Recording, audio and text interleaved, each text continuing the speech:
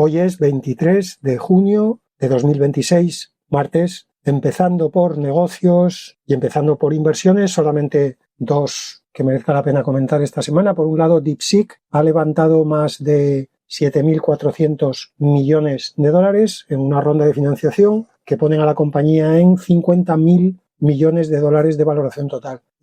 Merece la pena recordar que DeepSeek era como una especie de negocio lateral de un tipo que lo que tiene como negocio principal es un fondo de inversión en China. Y bueno, pues con DeepSeek ha conseguido construir un negocio lateral que en estos momentos probablemente sea más grande que el principal. Y la segunda de inversiones tiene que ver con que SpaceX AI, que dicen, por cierto, una digresión rápida, que Elon Musk está pensando en meter Tesla también dentro del paraguas de SpaceX, con lo cual sería un poco SpaceX AI Tesla. Si esto sigue así, sería un poco como las bromas estas de los campos de fútbol, ¿no? Que se llaman ya Arsenal, Arena, Etihad, Tío Bigotes. Pues le está pasando un poco a Elon Musk con SpaceX. Total, que SpaceX AI acaba de comprar Cursor. Bueno, acaba de comprar la empresa de Cursor que se llama Anysphere, cualquier esfera en inglés, y la ha comprado por 60.000 millones de dólares. En realidad lo que ha hecho es ejecutar una opción de compra que ya habían firmado en abril, la comenté también en el podcast, y básicamente la pinta que tiene es que Elon Musk, cuando vio, pues eso, alrededor de abril, que esto de los agentes era el nuevo juguete de moda, pues siendo como es Elon Musk, él también quiso su juguete, pensó que le iba a llevar mucho tiempo construirlo, así que firmó este acuerdo con Cursor y ahora lo ejecuta para tener su OpenClaw privado y poder hablar con sus amigos en las fiestas de los agentes que tienen todos. SpaceX, por cierto, después de haber empezado subiendo muy fuerte en la IPO, no sé si hay una relación causa-efecto, pero cuando anunció esta compra de Cursor, empezó a caer SpaceX bastante rápido, por cierto, y creo que ayer, yo creo que fue ayer, vi una noticia en la que la capitalización de SpaceX ya está por debajo de la que tenía cuando salió a bolsa, o sea que le ha durado el éxito un par de semanas a Elon Musk, que para lo que le suelen durar las cosas a Elon Musk, un par de semanas debe ser un nuevo récord para él. Fuera de inversiones, pero siguiendo con negocios, he visto un par de estudios esta semana, de los 200 que se publican aproximadamente cada día, sobre el impacto de la inteligencia artificial en las empresas, en fin, todos los documentos que publican las grandes consultoras sobre cómo hay que implementar inteligencia artificial, basado por supuesto en su larguísima experiencia de a lo mejor un año sobre cómo hacer proyectos de inteligencia artificial en empresas. Pero no dejemos que la realidad nos estropee buenos titulares. Pues como digo, hay un par de estudios que esta semana sí me han llamado la atención. El primero es un estudio que firman dos empresas, una se llama Genpact, Genpact, con otra que se llama HFS Research, y es un estudio que han hecho entre más de 2.000 ejecutivos de empresas distintas para intentar entender qué es lo que está frenando justamente el desarrollo de la inteligencia artificial en las empresas, con todo el ruido que hay alrededor de las múltiples posibilidades que hay en inteligencia artificial, por qué las empresas no acaban de implantar inteligencia artificial en procesos, digamos, significativos, en procesos principales de las empresas. Y me gustó porque hacen una cosa que los anglosajones en general hacen mucho mejor que los que no somos anglosajones. Esto me lo dijo un amigo y en su día compañero de trabajo, que una cosa que hacen muy bien, sobre todo los americanos, los estadounidenses, es estructurar el conocimiento. Hay muchas veces que cuando eres así más jovenzuelo y te vienen a dar el típico training sobre cualquier cosa y trabajas en una empresa americana, te vienen los americanos de turno a dártelo. Básicamente cuando sales del training sales con la sensación de, no me han contado nada espectacular, o sea, me han contado cosas casi de sentido común. Pero lo interesante es que ellos estructuran el sentido común, lo cual luego hace que sea más fácil pensar, porque digamos que te ordenan el cerebro y hacen que le pongas luego los problemas y las soluciones en la casilla correspondiente. Pues es un poco lo que hacen en este estudio. Identifican 4 razones principales que frenan a las empresas en el desarrollo de la inteligencia artificial. Ellos llaman a esas 4 razones 4 deudas, debts. Supongo que esto intenta estirar un poquito el concepto del technical debt de las empresas, la deuda técnica, que es este concepto asociado a que si no vas actualizando y manteniendo el código de las cosas, de las herramientas que ya utilizas en las empresas, digamos, ese ahorro que te estás generando hoy por no dedicarle recursos a lo que ya tienes, en realidad lo que te está haciendo es acumular una deuda que va a hacer que a medio o largo plazo vayas a tener que invertir muchísimo más dinero cuando tengas que actualizar o mantener o corregir todo ese código que se ha ido acumulando durante el tiempo de golpe. Entonces, como digo, yo creo que siguiendo con esa idea de la technical debt, ellos identifican 4 deudas que son, por decirlo así, 4 carencias que las empresas tienen antes de intentar implementar la inteligencia artificial y que son justamente las que ellos creen que impiden que se pueda implementar la inteligencia artificial. Es decir, que su tesis es que no es que las empresas no implanten la inteligencia artificial tanto porque no quieren como porque no pueden, porque tienen estas 4 deudas que se lo impiden. Y esas 4 deudas son, en primer lugar, la deuda de datos, data debt.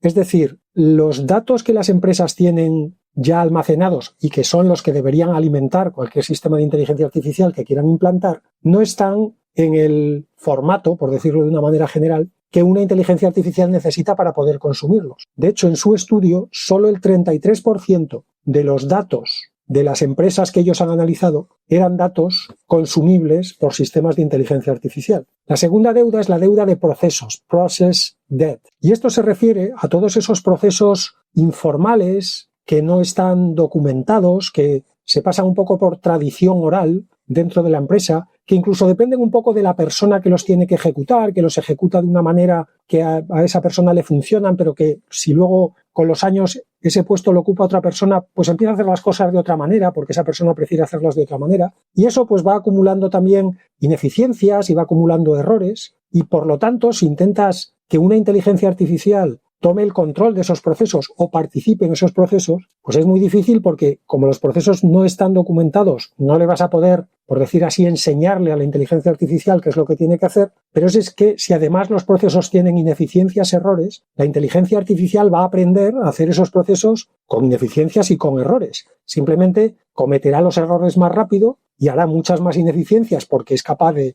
ir mucho más deprisa que una persona, pero ejecutará el proceso igual de mal que se ha estado ejecutando hasta ese momento. La tercera deuda es la deuda técnica, la tech debt, pero en este caso enfocada no tanto a la parte de software como a la parte de hardware, a la infraestructura. Ellos estiman que la infraestructura en las empresas que ellos han analizado tiene una antigüedad media de unos 10 años. Y huelga decir que la inteligencia artificial necesita en general soportes de hardware, por decirlo así, un poquito más modernos. Tampoco hace falta que sea todo de los últimos 6 meses o de los últimos 2 años, pero 10 años de antigüedad media, lo cual quiere decir que habrá equipos que tendrán 12 y 14 y 15 años también, pues hace que no puedas implantar la inteligencia artificial sobre esa infraestructura. Y la última es la deuda de talento, talent debt, y que tiene que ver pues directamente con la capacidad de los empleados para trabajar con inteligencia artificial. En las empresas que ellos estudian en este reporte, solo el 32% de los empleados se clasificaban como AI ready, como preparados para inteligencia artificial. Pues igual un poco que pasaba antes con la infraestructura, es difícil implantar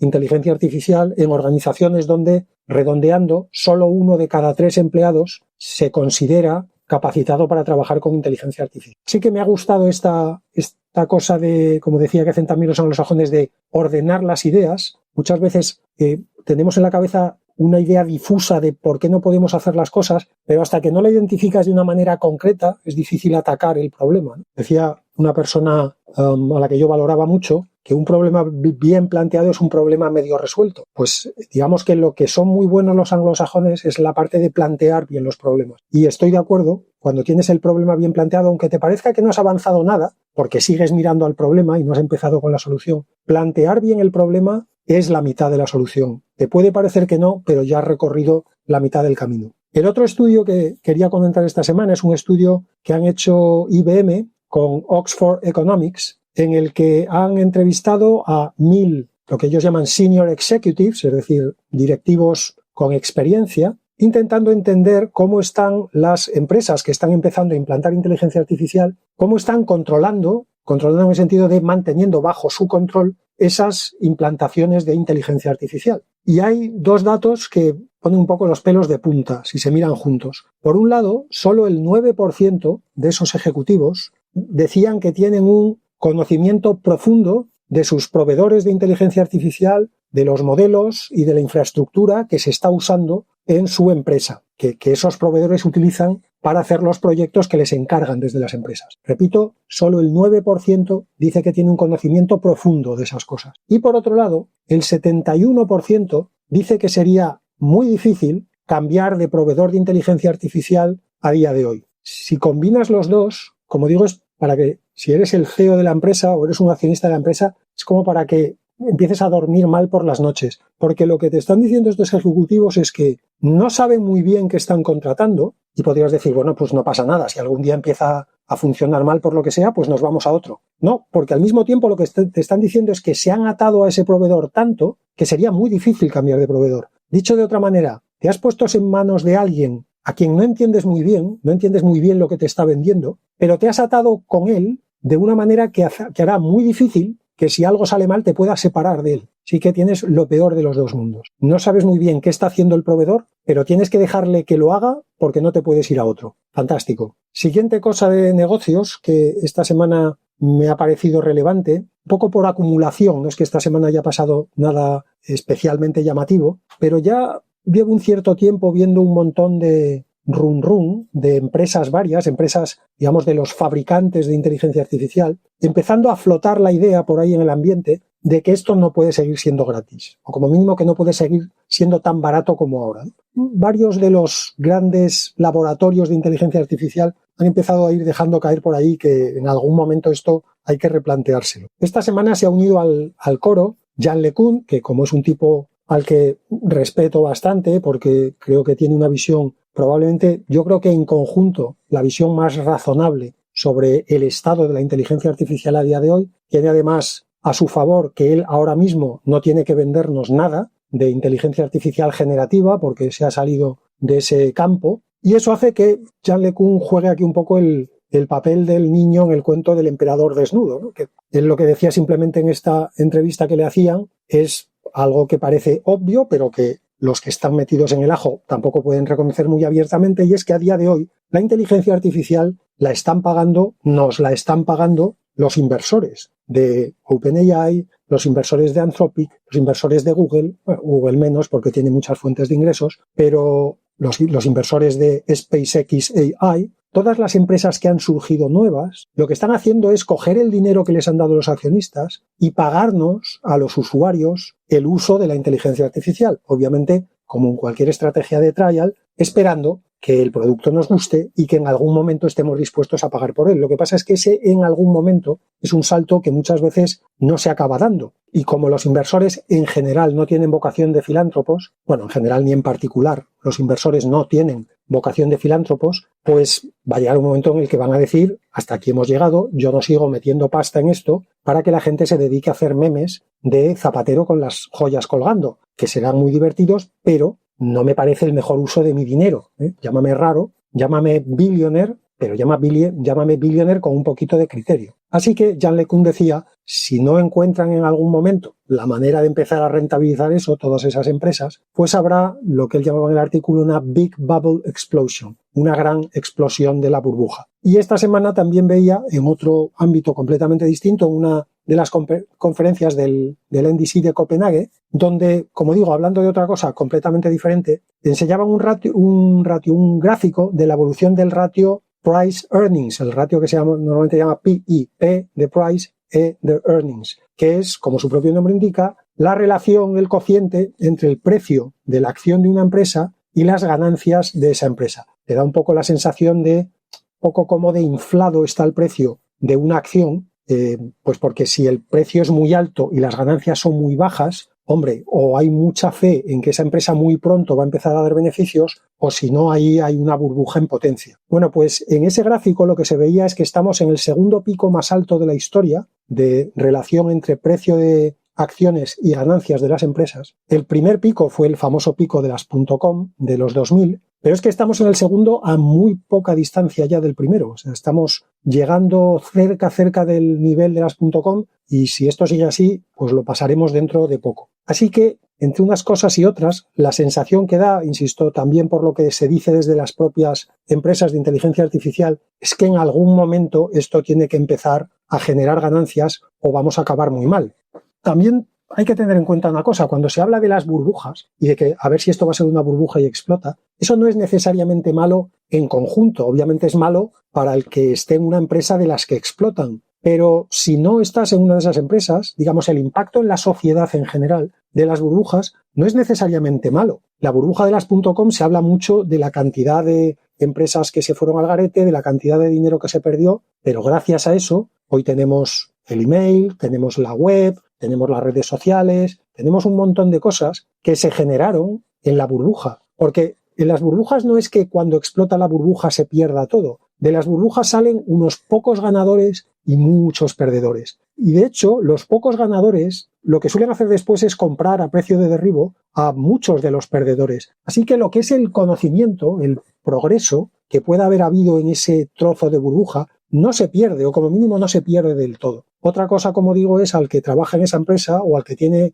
inversiones en esa empresa. Esos tipos en concreto, sí, esos lo van a pasar mal. Pero el conjunto del resultado de una burbuja no es, desde un punto de vista de evolución, de progreso, de mejora, no es negativo, al revés, es positivo. De las burbujas salimos con mucha más tecnología y con mucho más avance del que había antes de la burbuja. Claro, la gran cuestión, si estás en una burbuja, es saber quiénes van a ser esos pocos ganadores y, por lo tanto, quiénes van a ser todo el resto de perdedores. Decía el tipo este de la conferencia del NDC de Copenhague que en la burbuja de las .com, al principio, todo el mundo pensaba que Netscape, que fue la primera empresa de las .com que salió a bolsa, claro, todo el mundo pensaba que Netscape iba a ser uno de los ganadores y todos sabemos dónde acabó Netscape. Así que, claro, ahora todo el mundo quiere saber quién es Netscape y quién es Google, pero eso no lo vamos a saber, por definición, hasta que, si esto es una burbuja y acaba explotando, pues hasta que todo el proceso se complete. Y termino la parte de negocios con una interesante reflexión que leía en una entrevista que le hacían al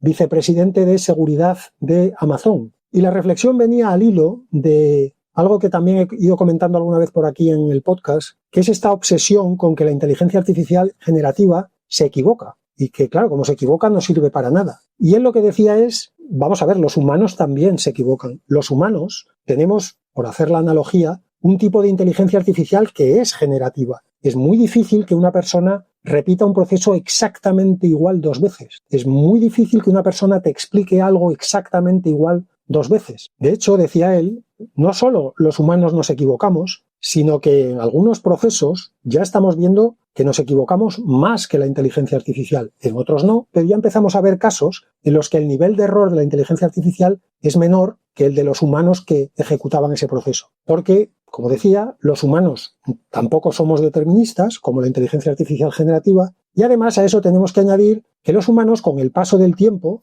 dentro, por ejemplo, de una jornada laboral, pues a medida que nos vamos cansando, cometemos también cada vez más errores. Y si miras en escalas temporales más grandes, a lo largo de los años, a medida que la gente se confía, porque se siente como más segura con el trabajo que está haciendo, porque lo ha hecho durante muchos años, porque esto yo ya me lo sé, porque llevo aquí 20 años y esto yo ya lo hago con la mano izquierda, pues eso también lleva a que cada vez las personas nos vayamos descuidando un poquito, vayamos, como digo, cogiendo demasiada confianza en nosotros mismos, y eso lo que hace es que con el tiempo la probabilidad de que cometamos errores y de que cometamos errores cada vez más grandes es mayor. Entonces, se preguntaba este tipo, ¿por qué nos estamos fijando tanto en los errores de la inteligencia artificial cuando deberíamos estar más que acostumbrados a que en los procesos dentro de una empresa se cometan errores, porque los humanos cometemos errores? Y él lo que decía es que lo que pasa es que, como obviamente los humanos llevamos mucho tiempo conviviendo con nosotros mismos, con otros individuos de nuestra especie, los humanos estamos acostumbrados a los errores que cometemos nosotros mismos. Es decir, sabemos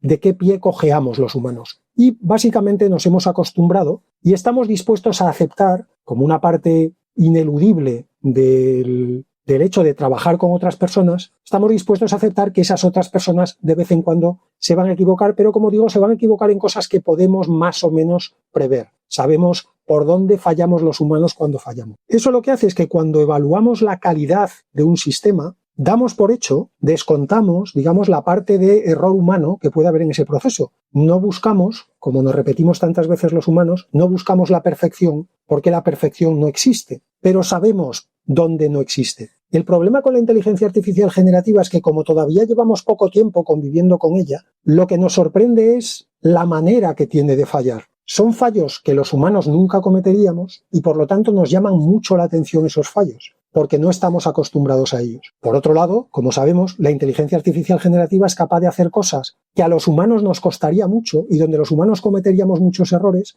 Hay algunas de esas áreas donde la inteligencia artificial es muchísimo mejor que nosotros. Pero como comete errores en áreas en las que nosotros no estamos acostumbrados a ver errores, eso nos genera mucha inseguridad, porque nos lleva a un terreno desconocido. Hace que no podamos prever dónde se va a cometer el error. Y eso pues nos pone a la defensiva. Lo que pasa es que él cree, a diferencia de lo que todos probablemente tengamos como primera reacción, que es la famosa solución del human in the loop, es decir, a la inteligencia artificial no se la puede dejar sola, porque vete tú a saber lo que hace, entonces hay que poner humanos en el proceso, verificando, controlando a la inteligencia artificial para que no se salga de madre. Entonces, él decía que en Amazon ellos no están, digamos, implantando la inteligencia artificial con esa mentalidad, sino con la mentalidad de que la inteligencia artificial tiene que ir mejorando por sí sola, sin humanos en el proceso, porque los humanos, como decíamos antes, los humanos también cometen errores. Entonces, poner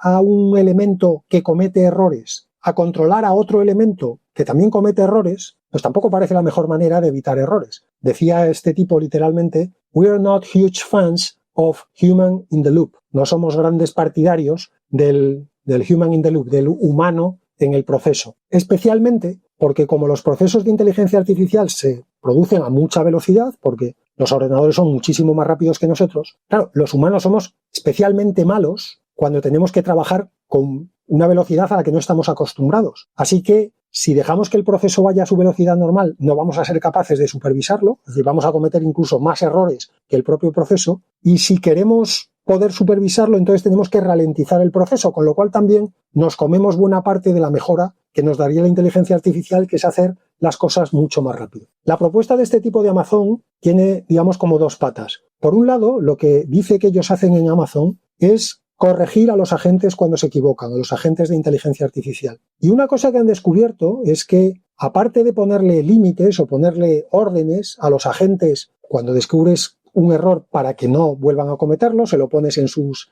skills o en su SAUL-MD, en el archivo que quieras de los múltiples que ahora tienen los agentes. Él decía que han descubierto que la gente comete menos errores cuando, además de decirle que no lo cometa, darle la instrucción directa, le explicas por qué ese error es especialmente grave o por cuáles son las consecuencias que tiene ese error. Una vez más, no sabemos por qué, pero una vez más parece que la inteligencia artificial razona de una manera bastante parecida a nosotros, lo cual no es sorprendente porque la hemos entrenado con conocimiento humano. Y los humanos solemos funcionar mejor cuando en vez de darnos latigazos, se nos explica por qué es necesario que hagamos algo, en vez de simplemente decirnos, tú, haz eso y si no lo haces te despido. Eso tiene un recorrido muy limitado. Con lo cual, la primera parte es, cada vez que se detecta un error, en vez de poner un humano a supervisarlo, es ponle a la gente en sus instrucciones que no debe cometer ese error y por qué no debe cometerlo. La segunda pata es que ellos dicen, no son un fan del human in the loop, pero siempre tiene que haber un humano como responsable último de cualquier agente. Ellos lo que dicen es que, por ejemplo, en sus logs, cada vez que un agente ejecuta una acción, lo que aparece es acción ejecutada por el agente, lo que sea, en nombre de fulanito de tal. Es decir, siempre aparece el nombre del humano que ha encargado a esa gente que haga esa tarea. Y dice que hacen esto, primero, obviamente, para también mantener un tracking de responsabilidad, pero segundo, porque también han descubierto que cuando la gente sabe que aunque ponga a la gente a hacer una tarea, la responsabilidad última sigue siendo suya, eso hace que antes de mandarle a la gente a hacer algo, se aseguren de que un agente artificial es la mejor herramienta para el problema que están intentando resolver. En lugar de esta mentalidad que se ha extendido tanto por las empresas, sobre todo en la fiebre esta del token maxing, de decir, voy a poner a la inteligencia artificial a resolver esto, a ver qué pasa. Claro, ese a ver qué pasa ha dado muchos disgustos y en Amazon lo que han visto es que una manera de hacer que la gente se lo piense dos veces es decirle, usa a la gente de inteligencia artificial cuando necesites usarlo, pero que sepas que la responsabilidad va a ser exactamente igual que si lo haces tú personalmente. Y eso ha generado un uso mucho más responsable de las herramientas. Voy ya con el bloque de desarrollo Empiezo por los nuevos modelos o versiones de esta semana, y esta semana tengo dos. Por un lado, los de Z como la letra, AI, han presentado la versión 5.2 de su modelo, que como todos sabemos, en este caso se llama GLM. Así que han presentado el GLM 5.2, como siempre, hasta ahora por lo menos, con pesos abiertos, con licencia MIT y con un rendimiento que, primero según su versión, supera incluso a GPT 5.5 y a Opus 4.8 en algunos benchmarks, siendo además muchísimo más barato que estos dos, pero además, fuera de lo que dicen ellos, en general todas las reviews que he visto de este modelo lo ponen un paso claramente por encima de lo que hemos tenido hasta ahora en pesos abiertos. Una de las reviews que leí lo expresaba de una manera que yo creo que es bastante gráfica y decía que este GLM 5.2 es el Cloud Code del código abierto o de los pesos abiertos, el Cloud Code original, lo cual mantendría esa teoría de que el desarrollo abierto va unos entre 6 y 9 meses por detrás del desarrollo cerrado de los modelos frontera. Es decir, que el sector de los modelos abiertos estaría ahora pues en el momento del lanzamiento de Cloud Code, en noviembre, diciembre del año pasado, que estaríamos pues alrededor de esos 6-8 meses de diferencia, que es nada. Eso querría decir, si se mantiene obviamente esto, pues que a lo mejor a finales de este año tendríamos en pesos abiertos modelos comparables al famoso Mythos de Anthropic o al Fable que han lanzado ahora y que luego les congelaron y tal. O sea que este GLM 5.2 estaríamos dando ahora el salto en código abierto que se dio con Cloud Code en código cerrado a finales del año pasado. Y el otro modelo interesante de esta semana viene de una empresa que se llama Weibo AI, Weibo escrito W-E-I-B-O, que ha presentado un modelo al que han llamado Vibe Thinker. Lo de Vibe no hay que tenerlo en cuenta, no tiene que ver nada con el Vibe Coding y todas estas cosas. Lo interesante es que este es un modelo de 3 billones americanos de parámetros que consigue rendimientos comparables a modelos con cientos de billones. Es decir, estamos hablando de modelos de alrededor de 50 veces más parámetros que los que tiene este Vibe Thinker. Por ejemplo, ellos han comparado el rendimiento con Gemini Pro 3 o con Opus 4.5. Ese rendimiento lo obtiene en tareas verificables, tareas como código o como matemáticas, donde la respuesta es correcta o incorrecta, no son respuestas abiertas. Lo interesante es que han utilizado solamente Reinforcement Learning para el training de este modelo y esto nos lleva una vez más, no a la prueba, pero digamos que acumulamos un indicio más de que un Reinforcement Learning con señales claras de recompensa es capaz de conseguir, digamos, la casi perfección, incluso con relativamente pocos parámetros, como en este caso 3 billones. Obviamente, a mí como conexionista del último día que soy, pues este tipo de indicios me gustan mucho, me generan el sesgo de confirmación, porque yo mismo me digo a mí, ves cómo tenía razón cuando toda tu vida has sido conexionista. Esto demuestra que los conexionistas seremos los que nos salvaremos cuando venga nuestro líder con un ovni y nos llevará a su planeta. Solo los conexionistas, los simbolistas, os quedaréis todos aquí llorando con gran chirriar de dientes, mientras nosotros nos vamos allá a un paraíso en el que, bueno, pues lo típico del paraíso, el fútbol es en abierto, hay una temporada de la Isla de las Tentaciones cada mes, el paraíso, que no hay que describirlo más. Pero bueno, al final, como decía, un indicio más de que una red neuronal con un buen modelo de mundo construido con Reinforcement Learning es muy probablemente todo lo que somos los seres humanos. Repito,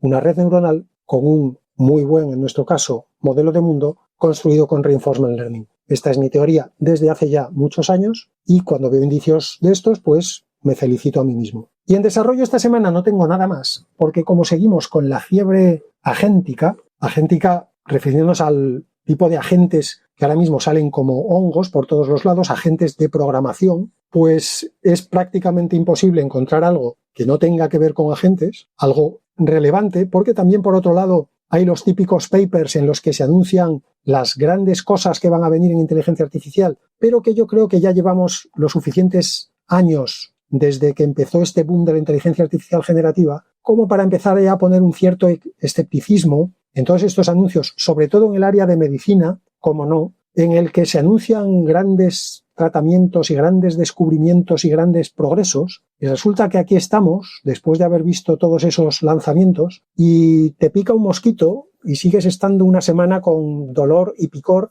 y no hay nada que te quite la picadura de mosquito. Entonces, cuando empiezo a leer estas noticias sobre que la inteligencia artificial va a hacer que nuestras células se reprogramen automáticamente y vivamos todos 2000 años, pues, ¿qué quieres que te diga? Me daría más ánimo ver que, por ejemplo, le han curado la artrosis a una persona de los 8.000 millones que estamos en el mundo, que a uno le han curado la artrosis. Pues igual a partir de ahí empiezo a tener un poquito más de confianza en todos estos anuncios maravillosos. Así que entre los agentes, por un lado, que a día de hoy son fácilmente el 90% de todos los papeles que me llegan durante una semana, y esos anuncios de cosas maravillosas que van a venir pero que nunca terminan de venir, pues cada vez es más difícil encontrar algo que sea un avance real, sustancial, comprobado en algún aspecto más o menos clave del desarrollo de la inteligencia artificial en sí misma. De momento habrá que aguantar como se pueda esta fiebre agéntica. Ahora ya sabéis que estamos con la fiebre del loop engineering, que es una cosa que me parece alucinante, porque es como, atención, acabamos de descubrir el control de flujo en los algoritmos, ¿no? Bienvenidos a 1940, va a empezar la Segunda Guerra Mundial en cualquier momento,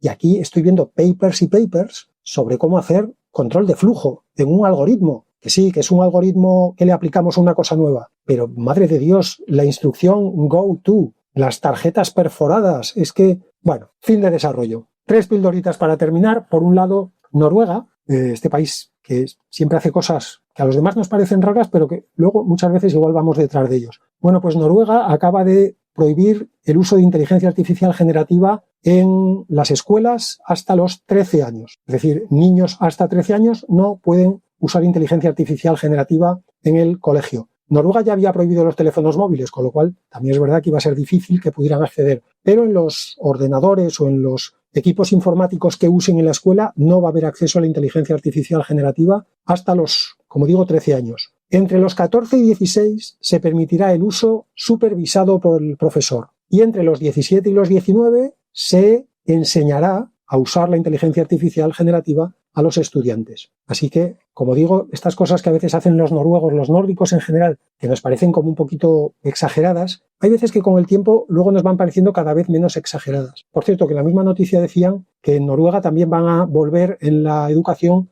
a los libros de texto en papel. Soy muy partidario, estoy por nacionalizarme noruego solamente para poder votar que sí a eso. Y luego desnacionalizarme porque Noruega es un váter. Vivir en Noruega, así tienen las tasas de alcoholismo que tienen esos países. No me extraña. Y digo esto desde el convencimiento de que no hay ningún noruego escuchándome y por lo tanto nadie va a venir a hacerse el ofendidito ahora. Y además, si se ofenden, ¿para qué narices viene tanto noruego de vacaciones a España?